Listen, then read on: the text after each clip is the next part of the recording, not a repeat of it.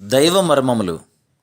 సహోదరుడు భక్తి సింగ్ గారి అనుభవంలో దేవుడు ఆయనకు బయలుపరిచిన దైవ మర్మములు. మే 2. దేవుడైన యెహోవా అతడు ఏ నేల నుండి తీయబడినో దాని సేద్యపరచుటకు ఏదైనా తోటలో నుండి అతని పంపివేశను. ఆదామును వెళ్ళగొట్టి ఖడ్గజ్వాలను నిలవబెట్టెను. ఆదికాండము 3వ అధ్యాయము 23-24 వచనములు. ఈనాడు అనేక హృదయములు ఆత్మీయ నష్టములో ఉన్నవి. మునుపటి వలె బైబిల్ చదువుటయందు ఆనందము లేదు. మునుపునట్లుగా ప్రార్థన భారము లేదు. వారు పోగొట్టుకుని దానిని తిరిగి పొందుదుమను విశ్వాసము లేని కారణమున కొందరు రహస్యంగాను కొందరు బహిరంగంగాను ఏడ్చుచుందురు.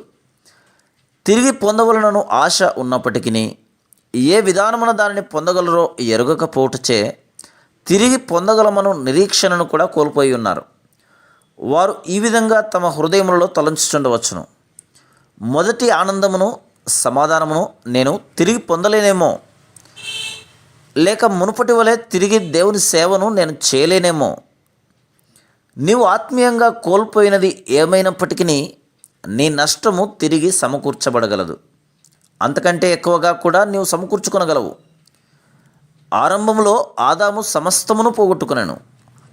యేసుక్రీస్తు ప్రభు ద్వారా మానవుడు సమస్తమును తిరిగి సంపాదించుకొనగలిగెను. ఆదికాండము 1వ అధ్యాయము 28వ వచనములో దేవుడు ఆదామును ఏదైనా తోటనందుంచెను.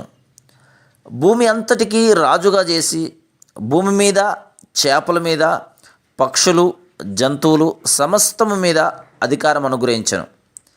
అయినప్పటికీ 3వ అధ్యాయంలో ఉన్నట్లు దేవుడే ఆదామును ఒక దొంగను తరిమివేయు రీతిని తరిమివేయుటను చూస్తున్నాము.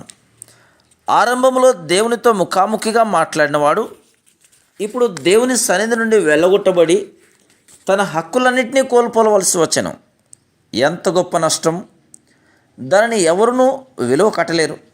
అయితే ప్రకటన గ్రంథం 21-22 అధ్యాయములలో మొదట దానికంటే ఎంతో ఎక్కువ మహిమకరమైన నూతన సృష్టిని మానవుడు ఏలుటను మనము చూడగలము. Praise the lord.